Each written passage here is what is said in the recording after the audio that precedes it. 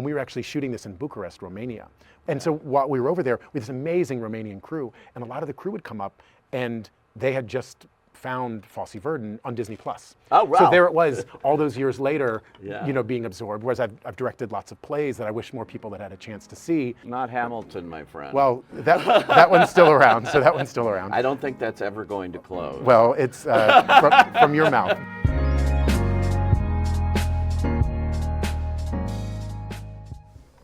I'd like to come to Paris.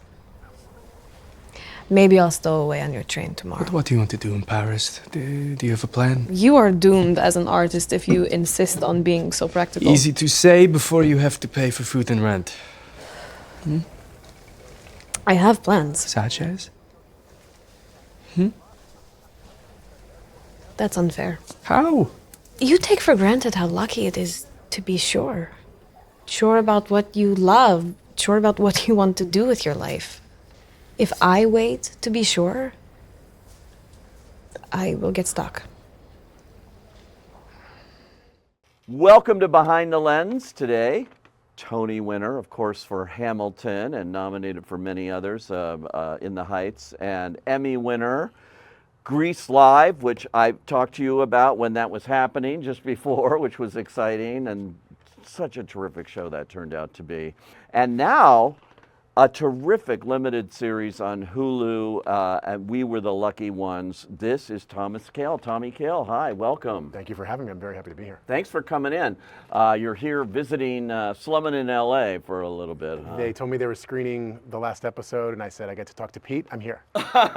Don't threaten me with a good time. And that, as we're sitting here, you are about to screen it in front of an audience, the final episode. First of all, I think it's great that they drop, as they say in the business, these episodes weekly. I mean, you start out with 3 or whatever the number is, but do that, because a lot of these places just like dump them all there. And I always like the old days when you could talk about them and then wait for the next week's show, you know? Doesn't it seem like we're getting back to a thing in that regard that we It used to be looks in, like which is it. called commercials and once a week? Yeah. So we felt the same way, which is with this show, the first 3 really are of a piece. Right. You know, that really sets up the world. And then the idea of being week to week for, you know, the last 5 episodes, just it seemed like the right cadence. You know, I also find that sometimes when things come out all at once, you know, regardless of whether you worked on it for 20 minutes or 20 years, Yeah. it just feels like it gets consumed and it's gone. And it just gets sort of tossed aside, and you're on to the next thing that people can be, you know, hopefully finding. But it felt like this was the right rhythm for our show. It's so true. I once talked to the director, Paul Schrader, and he was down on streaming because he said, you know, it just gets dumped in what he called the larder. Never to be heard from again. You get a couple of weeks of billboards for big ones, and then Yeah. you just got to remember that it's on there if you want to watch it. Well, I think that a lot of the shows that are coming out now that are now doing this 1 or 2 and then, you know, and then weekly, Shogun, another example of that, where like people are talking about it week to week. You know, it's found an audience, obviously, and then there's anticipation. And so that was something that felt, again, you know, right for the one that we were making. Exactly. Well, you have such sterling theater credits and television credits as well. But this is a limited series, this format, and you did really well with one of my favorites, Fosse Verdon. Multiple Emmy nominations, an Emmy-winning show. Michelle Williams won very deservedly. They both should have won, quite frankly. Sam Rockwell was amazing as Bob Fosse. You're not going to hear any argument here about that, with all respect to, you know, how it went down. And so you did great with the format, and now you're back here, executive producer and directing a couple of episodes of it too. What do you like about the limited series format? I like the size of the canvas, you know, and I work in the theater mostly, and there's a great theater director named Peter Brook who said that making theater is a little bit like writing messages in the melting snow. Yeah. And so there are certain stories that I feel when you put them in that ephemeral mold where they're there and they disappear and you have to go and remake them, it feels like the right format. And that's something that I think about a lot with, you know, whatever story, you know, I'm imagining doing. Like where should it live? What's the relationship we want it to have with an audience, and how do you tell it?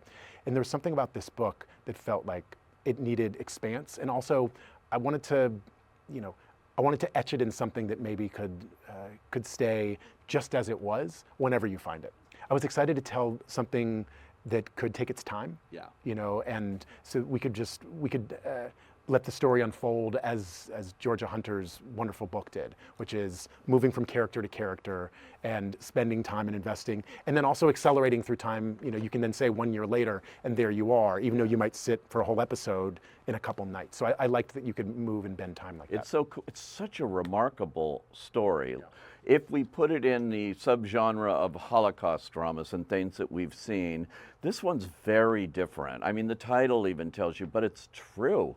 And I think you did it in a very authentic way to the story, to Georgia Hunter's recollections and research and everything she put into the book of this family, her family, and what she learned about them, and how over the course of 8 or 9 years, it's just like amazing what happened there. I appreciate that, and obviously Erica Lopez, my partner at every Yeah. step, who ran the show, was our head writer, ran the room, and we just, when we partnered on this, we knew we wanted to do a couple things. One is tell a story about something that happened in the past that needed to feel urgent Right. and vivid and in full color. Yeah. Like the life for anybody that was in the past was not black and white. That's our own sepia, nostalgia tinged reach back, or what the technology was. So we wanted the color to be as vivid because it was to them. We wanted the emotional depth to be just as true and large and full-bodied as it is today. And so we wanted to eliminate that distance, and we also wanted to make sure that our experience was that of the families. If the family didn't know it, we don't know it as an audience. So there was nothing that allowed us to be reflective or look back or know more than any of the characters. Yeah. And because the story focuses on this family, which is 5 siblings, all living at the time in Rodham, Poland with their parents, and then one of the characters who was in France comes back, and so we see them around the Passover table, and that's how our story begins. That's how it opens. Yeah, that's how we and begin. that was so key to see that and to meet them and this family in that circumstance there, so that you could refer back to it as this show goes. Very interesting, not afraid to focus on all the different characters here as you go along. Like, a lot of shows, I'm going to lose them if I don't do it just on these 2 characters. That was intentional, the way you did that. Absolutely, and we thought that was honoring the spirit of Georgia's book and what happened. This was written as a novel. It came out in 2017, but Georgia spent 9 years retracing the footsteps of her ancestors. So this is a story that is steeped in deep truth, and the events that happened were true. She wrote it as a novel because she wanted to get into their heads. She wanted to imagine what it might be like, but all of the things that happened. So to that end, what we wanted to do was tell this, in some way, very simple story. It's about a family that has dinner together, and they want to try to have dinner together again, and it takes them as long as it takes them. And that first dinner was the Passover. In the book, we hear about that Passover dinner, but for our television show, we went back a year earlier and started in 1938 so we could see it, so we could show it and not just hear about it. And then that gave us a touch point because we only have the family together for about 20 minutes before they're pulled apart by the world, and then they work to try to find each other. And look, there's a lot of shows, and I say this genuinely, Game of Thrones was a big inspiration for us. Really? That was a show. I wouldn't have thought that watching this. Yeah, we had a few less VFX shots than they did. But one of the things that show demonstrated was that we can track so many characters. I remember watching that show, and I was someone who watched week to week, and all of a sudden you realize, oh, I haven't seen the Lannisters for 48, but that's okay because I was engrossed here. And then the next episode, they're heavy. So if you look at how our show modulates between, we do that. There's a character who might go away for a whole episode, and then they come back very prominently in the next episode. And I think the totality is one that says to the audience, we trust you. Audiences are smart, and we think that they can do lots of things, including track those stories. It's very cool because I think it's incredibly important to see them as a family or together. People often ask me, "What's your favorite movie?" And I always try to think, but I always loved the movie The Great Escape, Steve McQueen and James Garner, and they're all in that camp. You meet all these characters, these different ones, and then halfway through the movie at 45, they escape, and they all have to go their separate ways. And here you have that separation of all these characters we've come to know. That's right. And so they get scattered as far as you can imagine, many continents and, city after city. And some of them stay together throughout the course of it. Right, And some of them might not see each other for years. So again, those dynamics meant that we had to try to do something that was far reaching, but never lost the intimacy, never lost the deep connection. And we have to establish that familial love so we know what they're after. We know what they want to chase and touch. And there's a lot of examples of this. Long Day's Journey into Night is a play that I loved and was very informative for me. And that's a play where you have 3 hours of a family sort of tearing each other apart. Right. It's very different than our story, let me say that. But the first 20 minutes, that family is functioning beautifully. So you know what they're fighting for. They're trying to get back to that feeling in that play. And we have a family that loved each other, but their love didn't mean they sat around telling each other how wonderful. They were a family.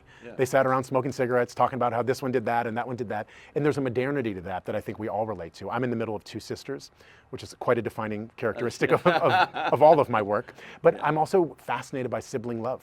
Those dynamics and how they change through time. And because our show takes place over these 9 years, you really get to see that evolution and how they're processing and moving through this time, and that their spirits and those lights remain undimmed. Yeah, and the casting is superb here. Not just the Logan Lerman and Joey King, who are terrific, but the entire ensemble. Props to your casting director for finding these terrific actors, many from Israel. Yes, 6 of our main cast are 6 of them. Yeah, I live in Tel Aviv. Yeah, Fiona Weir was our partner in that way, obviously, and with our friends at the studio and network. And Joey I knew a little bit. Joey had worked with my wife on a movie in the early 2010s. That would be Michelle Williams. That would be Michelle Williams, yes. Also, you don't know. Also a very good actor. Gwen Verdon and the aforementioned Fosse Verdon. Yes, they did a movie, The Great and Powerful Oz, together. And Michelle and Joey just clicked. And Joey I think Joey turned 12 on that movie. And Michelle, who grew up in the business, just said, her. Like really? They just immediately clicked. So she's almost like an auntie to Joey. And I'd met Joey just through Michelle, and we'd started talking about some other stuff. And I'd given her the book just as a friend months and months before we ever heard that Hulu, we were developing it for Hulu, but I just said, I think you're going to like this. She read the book. And then as we were getting closer to the show gaining momentum internally, I called Joey and I said, hey, you remember that thing? My friend Erica wrote a script based on that. I'd love to show it to you. And Joey, to her great credit, before this thing was fully greenlit, she said, let's go. Wherever you want to do it. And it was an enormous, piece of energy to just kind of push us over the finish line. And then, everybody else I met on the show. I met them all through Fiona. I didn't meet a single one of them in person until we got to Bucharest. It was all done on Zoom because we were casting, coming out of COVID, and we were trying to make a family. And so that ain't easy to do no matter what it is. But it was something, that we paid a lot of attention to, and Eric and I were just in lockstep along the way, and everybody we loved, we would share with Georgia, made sure that she felt good about it. The character played by Logan Lerman is Georgia's grandpa.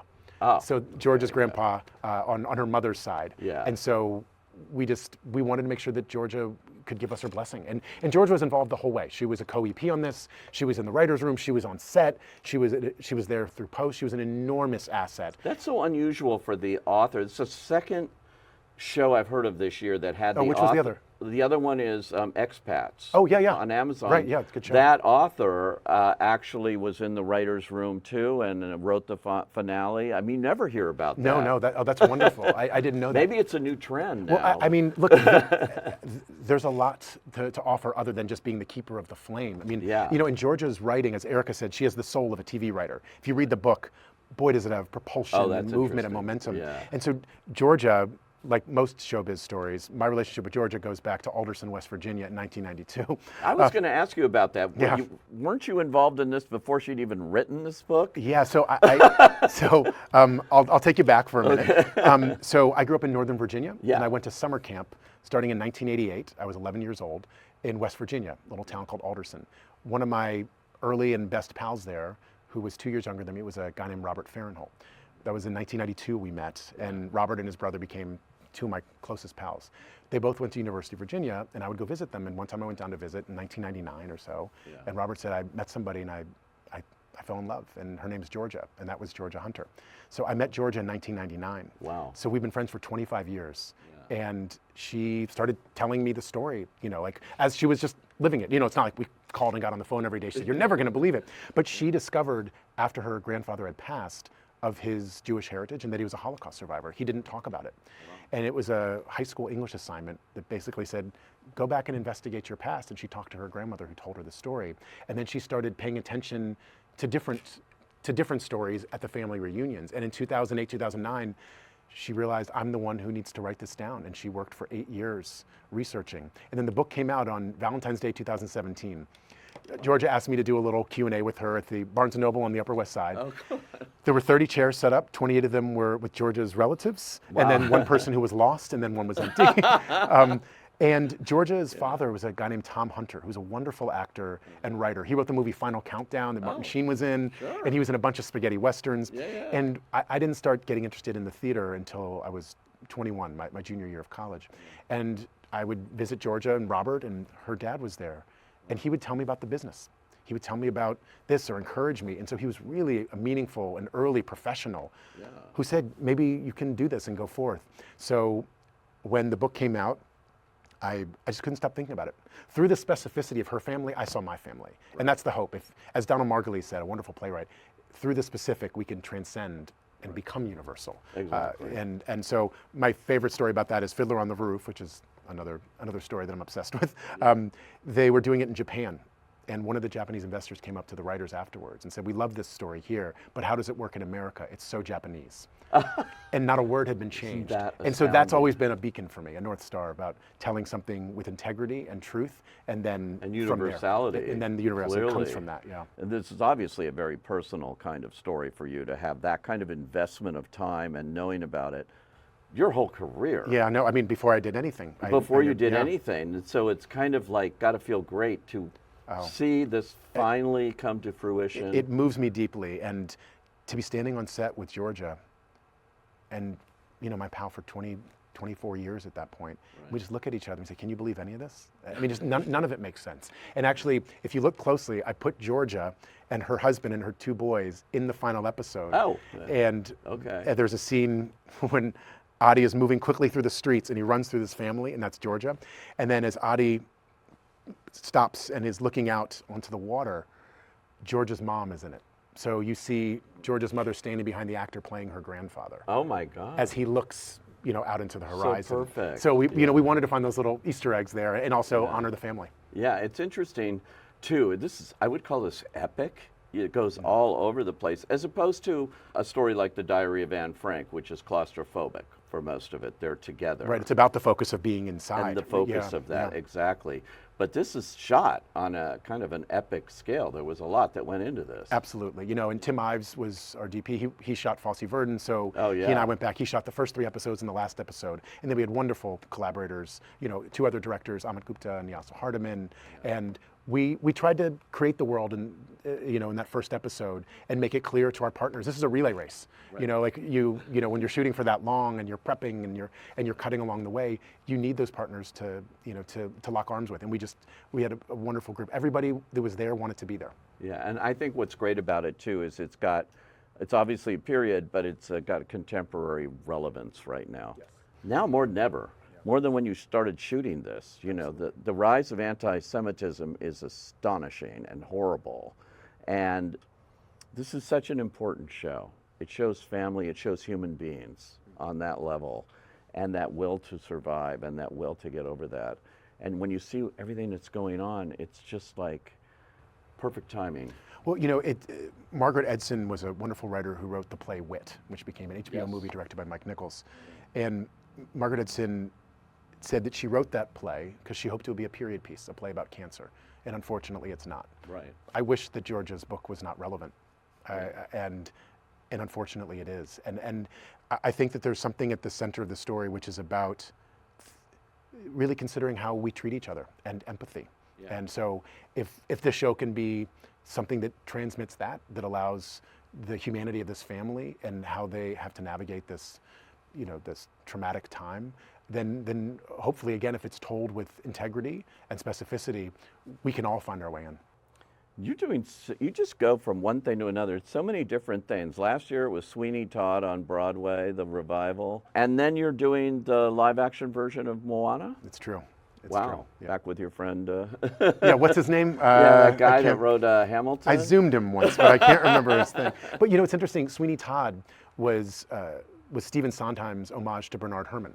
Ah, He saw a movie called Hangover Square, which is a very Yes. obscure movie that you, Totally. of course, know. I do know that. And yeah. scored by Herman, and he wanted to write something cinematic for the stage. What I'm interested in is doing cinematic work in the theater and theatrical work in cinema.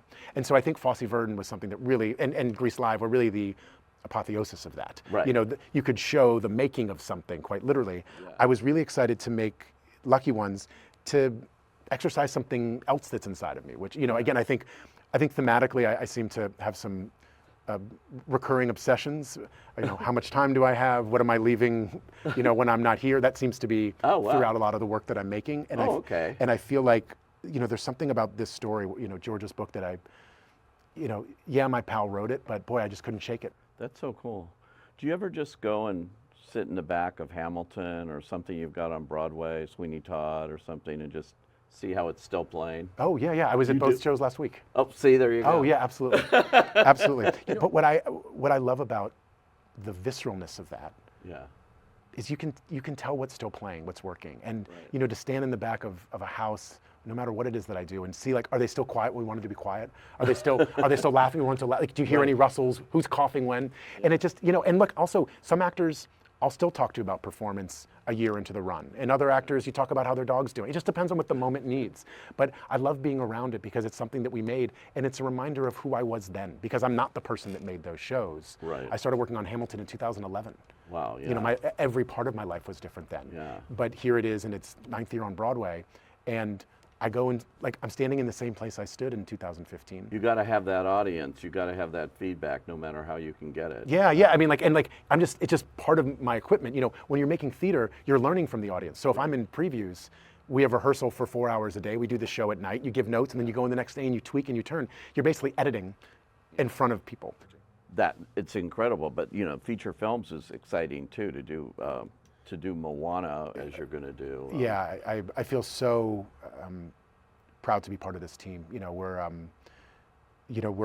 getting closer to shooting. You know, we'll Yeah. be shooting later this year, and we've been working on it for a while, for a year now. Right. We started prepping before the strike, and you know, it's a movie that had great resonance beyond the fact that my pal worked on it. You know, all Right. those years ago, but it's a movie that has a connection to the earth. You know, it's a movie that has a soul. Yeah. And being around that has been invigorating, you know, and being around this music again in this way, as someone who now gets to try to build it and not just admire it, Right. has been a wonderful. It's going to have some new songs. I can't speak to anything other than I promise I'll try to I make can it good. try. I promise. Here's what I promise. I'll come back and talk to you. Okay. I look forward to that. But we're, you know, we're in the process of finishing up casting, and you know, we're building the world. That's so cool. I can't wait for that, and everything you do. It's just like you got the golden touch right now, man. You're in the thick of it. Well, I certainly have learned that if you have the right people around you, everything's possible. You know, I think one of the reasons I made Fosse is I was really interested in dismantling this idea that there's one person who does all of it. Yeah. And there's one person responsible. We're all contributing, and I like to be clear about what my job is so I can communicate, because my job is quite simple. Make sure that we're all telling the same story with the same language, and everybody knows where they're marching. Like, that's the gig. And if I can do that, whether it's Moana or a play with 3 actors on stage for 100 people downtown, it all feels like the same work. Or a limited series that has won great acclaim for you, and everyone needs to see it. It's on Hulu. We were the lucky ones. This is Tommy Kail. Thanks for joining us on Behind the Lens. It's my pleasure. Thank you for having me.